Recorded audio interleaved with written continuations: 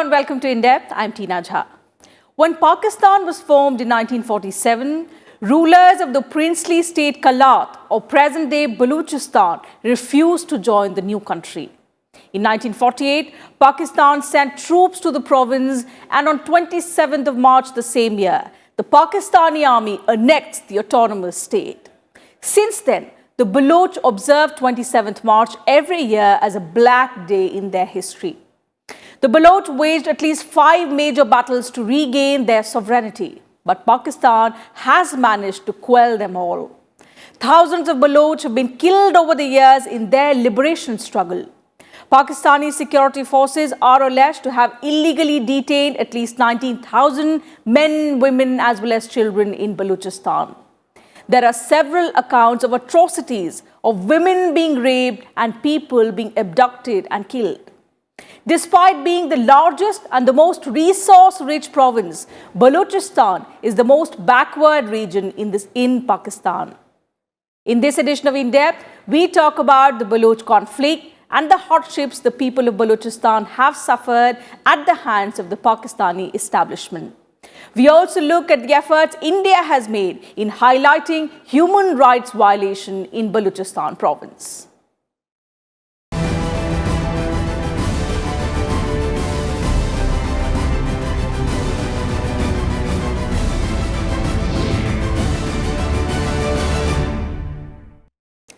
Every year on 27th of March, people of Pakistan's Balochistan province observe Black Day. The day marks Pakistan's alleged annexation of the Kalat state in 1948. On this day, Baloch leaders, sub-nationalists and organizations leading the Free Balochistan movement organized protests, bands and demonstrations, not just in the province but in several parts of the world. The Free Balochistan Movement organization claims that Pakistan forcibly and illegally occupies Balochistan. In a statement to the media issued earlier this year, the organization sought unconditional support of the world to the Baloch freedom struggle and recognition of the Balochistan's pre-1948 position as a sovereign state. The statement claimed that Pakistan destroyed regional peace, including in neighboring Afghanistan and India, and continues to instigate attacks in the Balochistan province. The organization also said that the atrocities that Baloch nation is facing today are a continuation and the result of the illegal occupation of the Baloch homeland. Well, the Balochis want a separate country comprising the Balochi parts of not only Pakistan but also the Balochi parts of Iran, because as you know, there are Baloch areas in Iran also. They feel that yes, separate Balochistan would be in their interest, and they have not given up their fight, although it has been brutally suppressed, as I said, by the Pakistan authorities. There is no doubt that a sovereign Balochistan will not only meet Baloch aspirations but could also meet a lot of other complicated problems. It will also provide an access to Afghanistan independent of both Pakistan and Iran, and that could be probably the pathway which could be used for going to Afghanistan and then to Central Asia. Balochistan has a history dating back to the Stone Age, but the world is concerned about what is going on in the province today. It is the story of a region that has been divided and ruled by other countries at the cost of its own natives. We take a look at the ongoing conflict between the inhabitants of the Balochistan province and the government of Pakistan. Balochistan province is divided between 3 countries, Afghanistan, Pakistan and Iran. The largest part of Balochistan belongs to Pakistan. The Baloch are the main ethnic group in the province, followed by Pashtuns. The majority of the inhabitants are Sunni Muslims, with a small number of Shias and Hindus also residing in the province. Despite being immensely rich in natural resources, including oil, gas, copper and gold, the region is one of the poorest in Pakistan. Geographically, Balochistan province is the largest region in Pakistan, comprising 44% of the country's total area, but it is the least inhabited, with only 5% of the total population living there. See, Balochistan comprises almost half of Pakistan, 43% of Pakistan's landmass. And Baloch never wanted to be part of Pakistan, and right from 48 they have been opposing it. They feel that their unique culture, their unique linguistic identity is being marginalized. Balochistan is also extremely rich in resources. So their resources are being exploited, whereas it is the most impoverished regions of Pakistan. So the people feel that their resources are being robbed without being provided any commensurate benefits to them. In ancient times, the region was part of the various Persian and Indian empires and local kingdoms. People in Balochistan followed different religions, including Hinduism, Buddhism, and Zoroastrianism. By the time of the rise of Islam in the 600s, Balochistan was loosely controlled by the Sassanid Persian Empire and later on by the Rai dynasty of Sindh and the Arabs. In the 1500s, Balochistan became divided into zones of control between the Safavid Persian Empire to its west and the Mughal Empire to its east. Balochistan reverted to a collection of principalities, most of which remained independent, including Kalat. The British attacked Kalat in 1839 as part of their related invasion of Afghanistan, and in 1854, Kalat became an associated state of the British. In 1877, the British established the Balochistan Agency to deal with the Baloch princely estates in its Indian Empire. In the meanwhile, Persia reconquered western Balochistan, which has remained part of Iran. But Britain and Persia demarcated the boundary between their territories in 1871-1872. In recent history, Baloch nationalists have been fighting the alleged atrocities of Pakistan since the country annexed it in 1948. At that time, Balochistan had the princely states of Makran, Lasbela and Kharan and Kalat. While the former three acceded to Pakistan in 1947 after independence, the ruler of the fourth princely estate, the Khan of Kalat, Ahmad Yar Khan, declared Kalat's independence, as this was one of the options given to all of the 565 princely states by the British. The province was finally annexed by Pakistan in 1948. Well, Balochistan has been witnessing an insurgency right from the time that Pakistan itself was created, because there were 4 princely states in Balochistan, and one of these, the largest, was Kalat, and the Khan of Kalat declared independence. However, he was persuaded to join Pakistan, but nonetheless his brothers decided not to join any sort of movement relating to Pakistan, and there was an insurgency movement started by them. So now in 1948 there was an outbreak of violence, in 1958, in 1962, in 1972, but then for the last 2 decades this insurgency has really picked up momentum in a very big way, and therefore the Baloch issue really is one where a lot of Balochi leaders and Balochi tribesmen are seeking independence for their province. The Pakistan government has waged military campaigns against Baloch insurgencies in 1948, 1958-59, 1962-63 and between 1973 and 1977. The most recent conflict began in the early 2000s. The first conflict arose in 1948 when Kalat chose independence. This was followed by further conflict in 1958-59 and between 1963 and 1969. These conflicts were about the one-unit policy and military bases in Balochistan.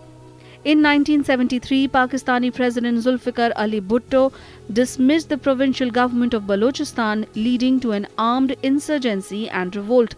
From 2005 till now, there have been several issues driving the protracted conflict in the province, such as the attack on its top pro-independence leaders and the killing of the 79-year-old Baloch political leader Nawab Akbar Khan Bugti in 2006, detention of 2 leaders of the Baloch movement in 2009, and the announcement of the Council for Independent Balochistan in 2009. The military and the political classes want to exploit Balochistan, and because the Balochis are resisting and there is an insurgency, therefore Pakistan is clamping down very hard and trying to suppress the Baloch movement. Nawab Akbar Bugti was killed in skirmish with the Pakistan Armed Forces, and a number of other Baloch leaders like Aslam Baloch have been assassinated. The conflict in the Balochistan province is an ongoing conflict between its inhabitants and the government of Pakistan. It revolves around the unstable politics and ethnicity, resource and development issues, human rights, Islamic extremism and terrorist groups, foreign support and education. According to various reports, over 1 lakh Baloch people have been killed since 1948, with bodies found with physical evidence of torture.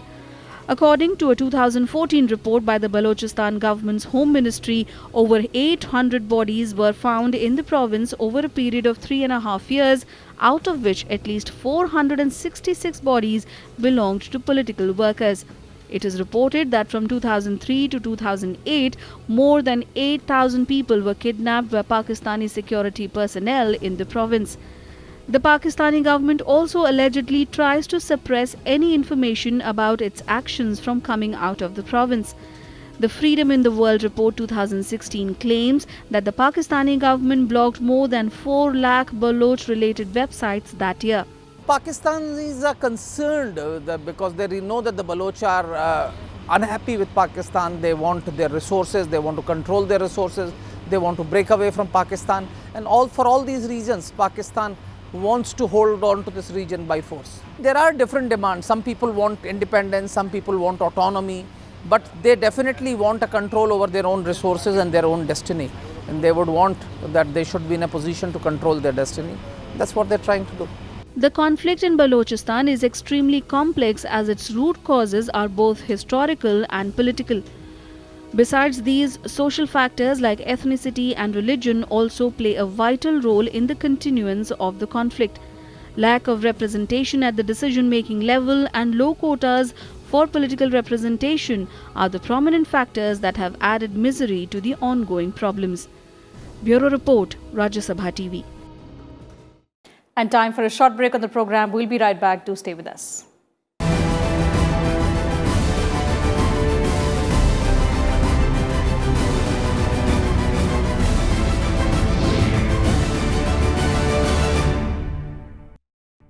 Welcome back. You're watching In Depth. India has made several efforts to highlight the human rights violations by Pakistan in the Balochistan province, including raising the issue at the United Nations. Prime Minister Narendra Modi made a radical shift in India's policy on the issue by mentioning the Balochistan struggle in his Independence Day address in 2016. For a long time, India maintained it will not interfere in the internal matters of other countries. That's why it never brought up the Balochistan issue on any international platform, despite Pakistan's provocation of repeatedly raking up the Kashmir issue. But in 2016, Prime Minister Narendra Modi made a radical departure. Making a reference to the Baloch freedom struggle in his Independence Day speech, he said people in the conflicted Pakistani state of Balochistan, as also in Gilgit and Pakistan-occupied Kashmir, had reached out to him. पिछले कुछ दिनों से बलूचिस्तान के लोगों ने, गिलगित के लोगों ने, पाक ऑक्युपाइड कश्मीर के लोगों ने, वहां के नागरिकों ने जिस प्रकार से मुझे बहुत बहुत धन्यवाद दिया है, जिस प्रकार से मेरा आभार व्यक्त किया है, मेरे प्रति उन्होंने जो सद्भावना जताई है, दूर दूर बैठे हुए लोग, जिस धरती को मैंने देखा नहीं है, जिन लोगों को विषय में मेरी कभी मुलाकात नहीं हुई है, लेकिन ऐसे दूर सुदूर बैठे हुए लोग हिंदुस्तान के एक प्रधानमंत्री को अभिनंदन करते हैं, उसका आदर करते हैं, तो मेरे 125 करोड़ देशवासियों का आनंद है, वो मेरे 125 करोड़ देशवासियों का सम्मान है। और इसलिए ये सम्मान का भाव, धन्यवाद का भाव करने वाले बलूचिस्तान के लोगों का, गिलगित के लोगों का, पाक के कब्जे वाले कश्मीर के लोगों का मैं आज तहे दिल से आभार व्यक्त करना चाहता हूं। The reference of Balochistan from the ramparts of Red Fort marked a significant shift in policy on Pakistan with regard to Balochistan. Experts saw it as an unprecedented move by Prime Minister Narendra Modi, as India had rarely referred to the freedom movement in Balochistan. In September 2016, for the first time, India raised the Balochistan issue at the United Nations. In the 33rd session of the UN Human Rights Council in Geneva, India accused Pakistan of committing widespread human rights violations in Balochistan and also in Pakistan-occupied Kashmir. Various Baloch nationalist organizations in Balochistan, as well as those based in US and Europe, welcomed Prime Minister Narendra Modi's support. They also expressed hope that they would get support from India to free their people from the atrocities committed by Pakistan. It's an internal matter of Pakistan, but India can actually raise the issues of human rights because Pakistan continuously keeps raising issues about happenings inside India. So we could also raise this issue. Also what happens is the Baloch have a Baloch have very high expectations from India. They probably expect that we should be supporting them. We should be in a position to support them ideologically, emotionally, and provide them all the diplomatic support that the Baloch need. Raise their issues at international fora so that the international community is apprised of what's happening in Balochistan and is in a position to provide them support. The Baloch people have also pinned their hopes on the international community to free them from the tyrant rule of the Pakistani establishment. Several activists demand that the United Nations send a permanent observation mission to Balochistan to monitor the human rights situation. Such a mission, they say, would create greater transparency and also promote accountability. The Pakistani atrocities in the Balochistan province have also attracted international condemnation. The Western media has written extensively about the violations of human rights in Balochistan. In fact, a number of articles have appeared, particularly in the British and American press, about the disappearances of young Balochis on the suspicion that they are insurgents. There are a number of cases when people are picked up from their homes and taken away, and they are never seen again, as I said earlier. So the international media has been fairly sympathetic to the Balochi cause, simply because it is felt that the Pakistan government is exploitative in its approach to them. In a July 2011 report, Asia Director at Human Rights Watch, Brad Adams, said, "The surge in unlawful killings of suspected militants and opposition figures in Balochistan has taken the brutality in the province to an unprecedented level." The Amnesty International, in its 2015-16 annual report on Pakistan, said, enforced disappearances continued with impunity in Balochistan as well as other parts of the country. European Union's Mark Tarabella wrote in 2016 that the European Union cannot ignore the dire human rights situation in Balochistan, saying the main victims of this violence are the people of Balochistan, who are being systematically targeted by paramilitary groups allegedly sponsored by the Pakistani authorities. Extrajudicial killings and enforced disappearances are the most common practices. World leaders have also condemned Pakistan for the massive rights violation in Baloch province, but no country has officially backed independence for Balochistan. Bureau Report, Rajya Sabha TV.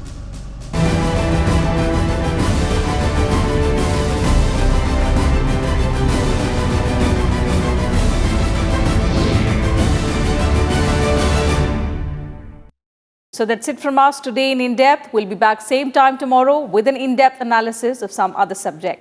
You can also watch our episodes online on YouTube and Twitter and send your feedback and suggestions. Thank you very much for your time.